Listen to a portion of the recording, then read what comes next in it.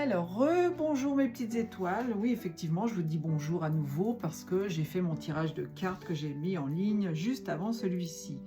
Alors aujourd'hui, ce sont les balances qui nous intéressent, les petites balances. Ouh, elles ont beaucoup de mal à prendre des décisions, les balances, hein. Elles ont comme le entre deux chaises, hein. Est-ce que je dois aller à droite? Est-ce que je dois aller à gauche? Par contre, alors ça c'est pour elles, hein, c'est pour elles. Elles ont du mal à prendre des décisions pour elles. Par contre, pour les autres, elles sont excellentes, c'est-à-dire que ce sont des bons médiateurs, vous pourriez être des conseillers conjugaux, il n'y a pas de problème. Vous êtes toujours là pour dénouer les nœuds, mais pour les autres, pour dénouer les nœuds, pardon, mais pour les autres, pas pour vous. Pour vous, vous avez toujours du mal à faire les choses. Vous avez quand même un grand sens de la justice, hein. Ça, on ne peut pas vous le reprocher, hein. D'ailleurs, la balance, c'est aussi le symbole de la justice, donc on est tout à fait d'équerre, hein. Alors, la balance, je vais revenir donc sur le petit livre. Attendez, je cherche quand même quelque chose avant. Ça y est, j'ai trouvé ce que je voulais. C'est juste par rapport à vos anges. Alors, la balance. La carte de la balance t'invite à faire preuve de diplomatie dans tes relations et dans ta façon de communiquer avec les autres, en arrondissant les angles quand cela est nécessaire. C'est en fuyant les désaccords et en gardant les échanges harmonieux avec autrui que tu trouveras ton équilibre. Si tu sens que tu risques de traverser une situation problématique, mieux vaut préférer le compromis au conflit. Eh oui, reprends la justice encore une fois. Agir de façon juste et équitable sera également primordial pour toi. Pourquoi vous me faites dire des mots avant que les phrases ne viennent? La balance peut être indécise et facilement influençable dans ses choix. Elle peut aussi avoir tendance à tomber dans une forme de dépendance envers autrui à la suite d'une situation d'abandon vécu. Peut-être que vous avez ça à travailler, l'abandon. Peut-être que vous avez abandonné dans cette vie, mais dans les vies précédentes aussi, hein, c'est karmique, hein. Peut-être que vous avez été largué plusieurs fois dans votre vie par un amoureux ou une amoureuse. Peut-être que ce sont vos parents qui vous ont largué. Peut-être que vous ne parlez plus à vos frères et sœurs. C'est quelque chose que vous avez à travailler, hein. Peut-être est-il difficile pour toi de ne pas te sentir entouré au quotidien. Il serait pourtant intéressant que tu passes des moments seuls avec toi-même afin de réfléchir à ce qui t'anime vraiment, sans toujours écouter l'avis des autres, hein. C'est important. Cette carte t'invite au juste équilibre relationnel. Vous avez tendance à vous occuper des autres avant vous, hein.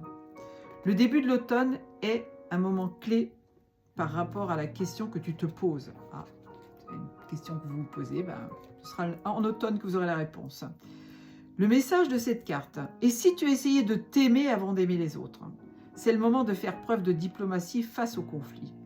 N'hésite pas à agir de façon juste pour toi et pour autrui. Et si tu t'écoutais autant que tu écoutes les autres? Tu peux être une oreille attentive pour ton entourage. Entoure-toi de personnes qui te font du bien. Et si tu mettais en lumière ta sociabilité naturelle? N'hésite pas à peser le pour et le contre dans chaque situation. Important ce petit message pour nos amis Balance. Alors, j'ai sorti la maison 6. La maison 6, on te parle de quotidien, de travail et de santé. Ça va nous dire quoi ça? Vous avez besoin de changer de travail? Vous avez besoin de refaire quelque chose de nouveau au quotidien? On va voir. La maison 6 représente tes habitudes quotidiennes, ta routine, ton travail quotidien, ton rapport à ta santé et le soin que tu t'apportes ainsi qu'aux autres. Si tu as tiré cette carte, c'est que tu dois prendre soin des autres, mais aussi de prêter une attention toute particulière en prenant plus de temps pour toi et en faisant plus attention à ton hygiène de vie. Ta routine, ton travail sont également mis en lumière. C'est le moment idéal pour changer certaines choses dans ces domaines et te programmer de nouvelles habitudes de vie. Si tu sens que tu as délaissé ton travail ces derniers temps, il pourrait être intéressant pour toi de remettre le pied à l'étrier en allant au bout de tes objectifs professionnels. Ta routine quotidienne te convient-elle toujours? Peut-être as-tu envie de prendre plus de temps pour toi. Désires-tu changer de travail ou restructurer ta façon de travailler? Posez-vous les bonnes questions.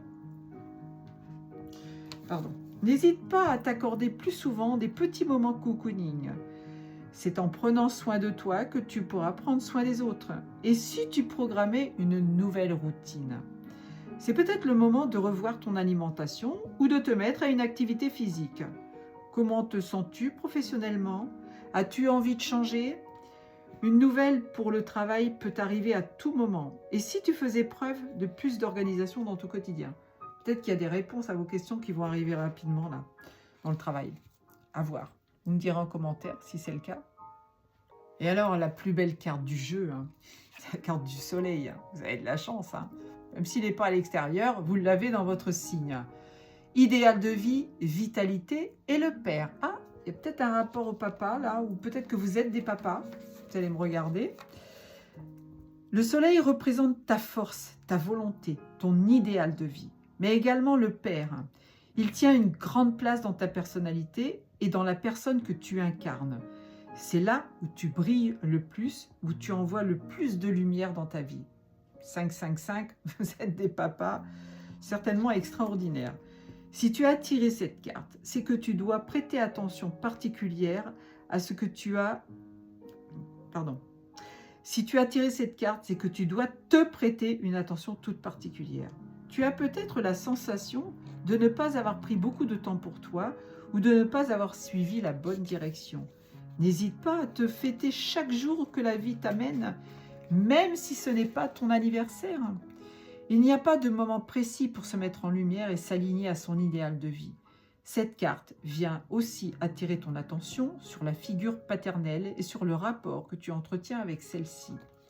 Dernièrement, as-tu mis beaucoup plus en avant ton côté yin au détriment de ton côté yang, pardon?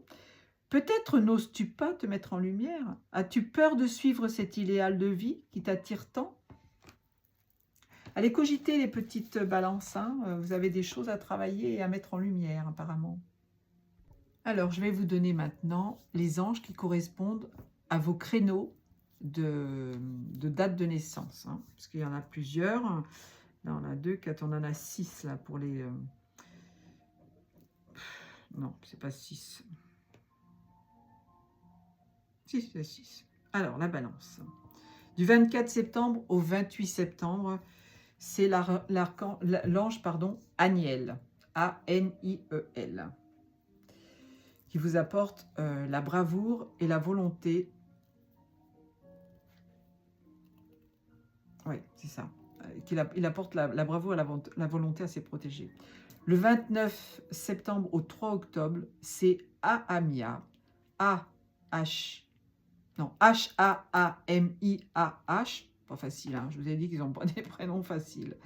Vérité et tradition sont les maîtres mots de cet ange gardien. Du 4 octobre au 8 octobre, c'est Réaël, R-E-H-A-E-L, et c'est l'ange de la famille et de la lucidité. On parlait du père tout à l'heure.